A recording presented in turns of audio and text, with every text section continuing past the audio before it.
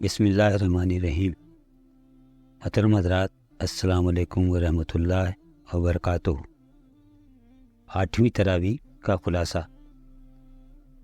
آج کی تراویح میں 9ویں پارے کے 15ویں رکوع سے 10ویں پارے کے 7ویں رکوع تک کا خلاصہ پیش کیا جائے گا۔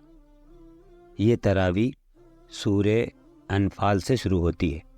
اس میں اللہ تعالیٰ نے جنگ بدر پر تبصرہ فرمایا ہے۔ یہ پہلی جنگ ہے جو کفار مکہ اور مسلمانوں کے درمیان 17 رمضان سن 2 ہجری میں بدر کے مقام پر لڑی گئی تھی۔ اس کا پس منظر یہ تھا کہ مدینہ طیبہ میں حضور صلی اللہ علیہ وسلم کے آ جانے کے بعد مسلمانوں کو ایک مرکز مل گیا تھا۔ پورے عرب کے مسلمان جو وہاں کے قبیلوں میں تھے یہاں آ کر پناہ لے رہے تھے، اور مکہ سے بھی بڑی تعداد میں ہجرت کر کے یہاں آئے تھے۔ اس طرح مسلمانوں کی منتشر طاقت ایک جگہ میں جمع ہو گئی تھی، اور قریش کے لیے یہ بات سخت ناگوار تھی کہ مسلمان اسی طرح ایک بڑی طاقت بن جائیں۔ چنانچہ انہوں نے فیصلہ کیا کہ اپنے ایک تجارتی قافلے کی حفاظت کے بہانے مدینے پر حملہ آور ہو جائیں اور مسلمانوں کی مٹھی بھر جماعت کا خاتمہ کر دیں۔ اس سنگین حالات میں 17 رمضان کو بدر کے مقام پر مقابلہ ہوا۔ حضور صلی اللہ علیہ وسلم نے دیکھا 3 کافروں کے مقابلے میں ایک مسلمان ہے، اور وہ بھی پوری طرح مسلح نہیں، تو خدا کے آگے دعا کے لیے ہاتھ پھیلائے اور انتہائی خشوع و خضوع سے عرض کرنا شروع کیا کہ اے اللہ، یہ قریش ہیں جو اپنے سامنے غرور کے ساتھ آئے ہیں تاکہ تیرے رسول کو جھوٹا ثابت کریں۔ خداوند، بس آ جائے تیری وہ مدد جس کا تو نے مجھ سے وعدہ کیا تھا۔ اے خدا، اگر آج یہ مٹھی بھر جماعت ہلاک ہو گئی تو روئے زمین پر پھر تیری عبادت نہ ہوگی۔ آخر کار خدا کی طرف سے مدد آ گئی، اور قریش اپنے سارے اسلحہ اور طاقت کے باوجود ان بے سر و سامان جانثاروں کے ہاتھوں شکست کھا گئے۔ کافروں کے 70 آدمی مارے گئے، 70 قیدی بنائے گئے، بڑے بڑے سرداروں اور ابو جہل کا خاتمہ ہو گیا، اور کافروں کا سارا سامان مال غنیمت کے طور پر مسلمانوں کے ہاتھ آیا۔ اللہ تعالیٰ نے اس جنگ اور اس کے حالات پر تبصرہ فرماتے ہوئے فخر کا اظہار کرنے کے بجائے مسلمانوں کی کمزوریوں کی نشاندہی کی، اور بتایا کہ اس فتح میں اللہ کی تائید و نصرت کا کتنا بڑا ہاتھ تھا۔ فرمایا، جب تم اپنے رب سے فریاد کر رہے تھے، جواب میں اس نے فرمایا کہ میں تمہاری مدد کے لیے 1000 فرشتے پہ در پہ بھیج رہا ہوں۔ بس حقیقت یہ ہے کہ تم نے انہیں قتل نہیں کیا، اللہ نے انہیں قتل کیا، اور مومنوں کے ہاتھ جو اس کام میں استعمال ہوئے تو اس لیے تھا کہ اللہ مومنوں کو ایک بہترین آزمائش سے کامیابی کے ساتھ گزار دے۔ فرمایا، اے ایمان والوں، اللہ اور رسول کی فرمانبرداری کرو، اور حکم سننے کے بعد اس سے سرتابی نہ کرو۔ ان لوگوں کی طرح نہ ہو جاؤ جنہوں نے کہا ہم نے سنا، تاکہ حالانکہ وہ نہیں سنتے۔ یقیناً خدا کے نزدیک بدترین قسم کے جانور وہ بہرے گونگے انسان ہیں جو عقل سے کام نہیں لیتے۔ اگر اللہ کو معلوم ہوتا کہ ان میں کچھ بھی بھلائی ہے تو وہ ضرور انہیں سننے کی توفیق دیتا، لیکن بھلائی کے بغیر اگر خدا ان کو سنواتا تو وہ بے رخو کے ساتھ منہ پھیر جاتے۔ فرمایا، اے ایمان والوں، اللہ اور اس کے رسول کی پکار پر لبیک کہو، جبکہ اس کا رسول تمہیں اس چیز کی طرف بلائے جو تمہیں زندگی بخشنے والی ہے، یعنی جہاد، اور بچو اس فتنے سے جس کی شامت خاص طور پر صرف انہی لوگوں تک محدود نہیں رہے گی جنہوں نے تم میں سے گناہ کیا، اور جان رکھو اللہ سخت سزا بھی دینے والا ہے۔ مکے کا وہ وقت بھی یاد کرنے کے قابل ہے جبکہ منکرین حق تمہارے خلاف تدبیریں سوچ رہے تھے کہ تم کو قید کر دیں یا قتل کر ڈالیں یا ضلع وطن کر دیں۔ وہ اپنی چالیں چل رہے تھے اور اللہ اپنی تدبیر فرما رہا تھا، اور اللہ سب سے بہترین تدبیر فرمانے والا ہے۔ اس وقت وہ یہ بات بھی کہہ رہے تھے کہ خدایا، اگر واقعی حق یہ ہے اور تیری طرف سے ہے تو ہم پر آسمان سے پتھر برسا یا کوئی اور عذاب لیا۔ اس وقت تو اللہ ان پر عذاب لانے والا نہیں تھا کیونکہ تم ان میں موجود تھے۔ یہ اللہ کا قاعدہ نہیں ہے اس سے استغفار کرنے والے موجود ہوں اور وہ ان کو عذاب دے دے، لیکن اب کیوں نہ وہ ان پر عذاب نازل کرے جو کہ وہ مسجد الحرام کا راستہ روک رہے ہیں، حالانکہ وہ اس مسجد کے جائز متولی نہیں ہیں۔ اس کے جائز متولی تو صرف اہل تقوی بھی ہو سکتے ہیں۔ اے ایمان والوں، ان کافروں سے جنگ کرو یہاں تک کہ فتنہ باقی نہ رہے اور دین پورے کا پورا اللہ کے لیے ہو جائے۔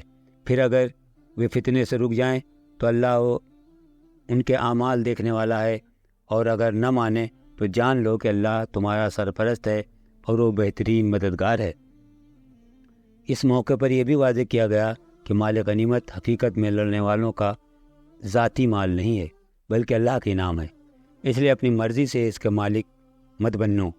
چنانچہ اس کا 5واں حصہ اللہ، اس کے رسول اور اس کے رشتہ داروں، یتیموں، مسکینوں، کمزوروں اور مسافروں کے لیے ہے، باقی 4 حصے جنگ میں حصہ لینے والوں کے لیے ہیں۔ فرمایا اے ایمان والوں، جب کسی گروہ سے تمہارا مقابلہ ہو تو ثابت قدم رکھو اور اللہ کو کثرت سے یاد کرتے رہو۔ اللہ اور اس کے رسول کی اطاعت کرو، آپس میں جھگڑو نہیں، ورنہ تمہارے اندر کمزوری پیدا ہو جائے گی، تمہاری ہوا اکھڑ جائے گی۔ صبر سے کام لو، یقیناً اللہ سب کرنے والوں کے ساتھ ہے۔ اللہ کی یہ سنت ہے کہ وہ کسی نعمت کو جو اس نے کسی قوم کو عطا کی ہو اس وقت تک نہیں بدلتا جب تک وہ قوم خود اپنے طرز عمل کو نہیں بدل دیتی۔ جن کافر سے معاہدہ ہو ان کے متعلق فرمایا، اگر کسی قوم سے تمہیں خیانت کا اندیشہ ہو تو اس کا معاہدہ علانیہ اس کے آگے پھینک دو، یقیناً اللہ خائنوں کو پسند نہیں کرتا۔ تم لوگ جہاں تک تمہارا بس چلے زیادہ سے زیادہ طاقت اور تیار بندھے رہنے والے گھوڑے ان کے مقابلے کے لیے مہیا کر رکھو، تاکہ اس کے ذریعے اللہ کے اور اپنے دشمنوں کو اور ان دوسرے دشمنوں کو خوفزدہ کر دو جنہیں تم نہیں جانتے مگر اللہ جانتا ہے۔ اللہ کی راہ میں جو کچھ تم خرچ کرو گے اس کا پورا بدل تمہاری طرف پلٹایا جائے گا اور تمہارے ساتھ ہرگز ظلم نہ ہوگا، اور اگر دشمن صلح و سلامتی کی طرف مائل ہو تو تم بھی اس کے لیے آمادہ ہو جاؤ، اور اللہ پر بھروسہ رکھو، وہ سب کچھ سننے اور جاننے والا ہے۔ اور اگر وہ دھوکے کی نیت رکھتے ہوں تو تمہارے لیے اللہ کافی ہے، وہی تو ہے جس نے اپنی مدد سے اور مومنوں سے تمہاری تائید کی اور مومنوں کے دل ایک دوسرے کے ساتھ جوڑ دیے۔ تم روئے زمین کی ساری دولت بھی خرچ کر ڈالتے تو ان لوگوں کے دل نہ جوڑ سکتے تھے، مگر وہ اللہ ہے جس نے ان کے دل جوڑے، یقیناً وہ بڑا زبردست اور دانا ہے۔ اے نبی صلی اللہ علیہ وسلم، تمہارے اور تمہارے ماننے والوں کے لیے اللہ کافی ہے۔ اے نبی صلی اللہ علیہ وسلم، مومنوں کو جنگ پر ابھارو، اگر تم میں سے 20 آدمی صابر ہوں تو وہ 200 پر غالب آئیں گے، اگر 100 آدمی ایسے ہوں تو حق کے مخالفوں میں سے 1000 آدمیوں پر بھاری ہوں گے۔ جو لوگ ایمان لائیں، جنہوں نے اللہ کی راہ میں گھر بار چھوڑے اور جد و جہد کی اور جنہوں نے پناہ دی، ان کی مدد کی، وہی سچے مومن ہیں۔ ان کے لیے خطاؤں سے درگزر ہیں اور بہترین رزق ہے، اور جو لوگ بعد میں ایمان لائے اور ہجرت کر کے آ گئے اور تمہارے ساتھ مل کر دین کے قیام کی جدوجہد کرنے لگے، وہ بھی تم میں شامل ہیں۔ سورہ انفال کے بعد سورہ توبہ ہے۔ اس سورہ میں پہلے ان تمام مشرکین سے برات کا اعلان کیا جنہوں نے پہلے تو امن و صلح کے معاہدے کیے تھے مگر پھر اس کی خلاف ورزی کر کے توڑ دیے۔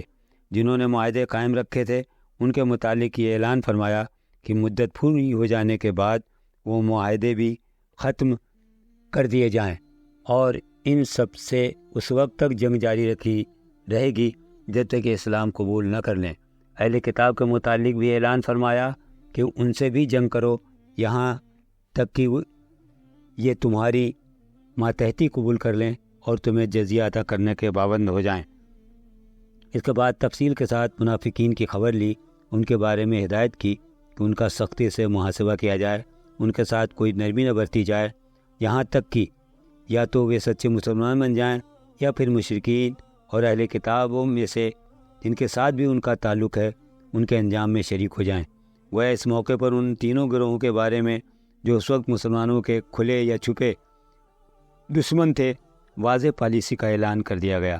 اے نبی صلی اللہ علیہ وسلم، کہہ دو اگر تمہارے باپ، تمہارے بیٹے، تمہارے بھائی، تمہاری بیویاں، عزیز و اقارب، تمہاری دولت جو تم نے کما رکھی ہے، تمہارے کاروبار جس کی مندی کا ڈر رہتا ہے، تمہارے من پسند گھر تم کو اللہ اور اس کے رسول سے زیادہ پیارے ہیں، تو خدا کی راہ میں جہاد کرنے سے یہ چیزیں زیادہ عزیز ہیں۔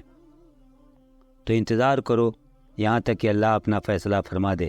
اللہ فاسق لوگوں کی رہنمائی نہیں کرتا۔ اے ایمان والوں، اہل کتاب کے اکثر علماء اور درویشوں کا حال یہ ہے کہ لوگوں کا مال غلط طریقے سے کھاتے ہیں اور انہیں اللہ کی راہ سے روکتے ہیں۔ جو لوگ سونے چاندی جمع کر کے رکھتے ہیں اسے خدا کی راہ میں خرچ نہیں کرتے، یعنی زکوٰۃ بھی نہیں دیتے، انہیں دردناک عذاب کی خوشخبری دے دو۔ ایک دن آئے گا کہ اسی سونے چاندی پر جہنم کی آگ دہکائی جائے گی، اور پھر اسی سے ان لوگوں کی پیشانیوں، پہلوؤں اور پیٹھوں کو داغا جائے گا، اور ان سے کہا جائے گا یہ ہے وہ خزانہ جو تم نے اپنے لیے جمع کر رکھا تھا، لو اب اپنی سمیٹی ہوئی دولت کا مزہ چکھو۔ پارے کے آخر میں فرمایا کفار اور منافقین سے جہاد کرو اور ان پر سخت بن جاؤ، ان کا ٹھکانہ جہنم ہے۔ ان میں سے وہ بھی ہیں جنہوں نے اللہ سے وعدہ کیا تھا کہ اگر اللہ نے ہمیں اپنے فضل سے نوازا تو ہم خوب صدقہ کریں گے اور خوب نیکیاں کرنے والوں میں سے ہوں گے، مگر جب اللہ نے اپنا فضل عطا فرمایا تو اس میں بخیل بن بیٹھے اور برگستہ ہو کر منہ موڑ لیا۔ اس کی پاداش میں اللہ نے ان کے دلوں میں قیامت تک کے لیے نفاق جمع کیا۔ اسی صورت میں زکوٰۃ کے مصارف مقرر کیے گئے ہیں جو 8 ہیں۔ نمبر 1 غریبوں کی ضرورت کے لیے، نمبر 2 محتاجوں کے لیے، نمبر 3 نظام زکوٰۃ کے کارکنوں کے لیے، نمبر 4 تالیف قلب کے لیے، نمبر 5 غلاموں کی آزادی کے لیے، نمبر 6 قرضداروں کی مدد کے لیے، نمبر 7 خدا کی راہ میں، نمبر 8 مسافروں کے لیے۔ یہ 8 مدیں زکوٰۃ میں خرچ کرنے کی بتائی گئیں۔ جہاد کے سلسلے میں کمزوروں، بیماروں اور ان لوگوں کو رخصت عطا کی گئی جنہیں خرچ کرنے کی استطاعت نہیں، جبکہ وہ اللہ اس کے رسول کے دین کے سچے خیر خواہ ہیں۔ اللہ غفور الرحیم ہے۔ اللہ کی ناراضگی تو ان پر ہے جو رخصت مانگتے ہیں، حالانکہ بے مالدار ہیں۔ یہ لوگ خانہ نشین عورتوں کے ساتھ بیٹھنے پر راضی ہوئے تو اللہ نے ان کے دلوں پر مہر کر دی۔ اب یہ اس حقیقت کو سمجھنے میں سے محروم ہو گئے ہیں کہ ان کی اس روش کا اللہ کے یہاں کیا نتیجہ نکلنے والا ہے۔ 8ویں تراویح کا خلاصہ مکمل ہوا۔ اللہ تعالی ہم سب کو قرآن پڑھنے، سمجھنے، اس پر عمل کرنے کی توفیق عطا فرمائے۔ اللہ تعالی اس کی برکتوں سے ہمارے ملک، شہر، ملت سب کے حالات درست فرمائے۔ وآخر دعوانا ان الحمدللہ رب العالمین۔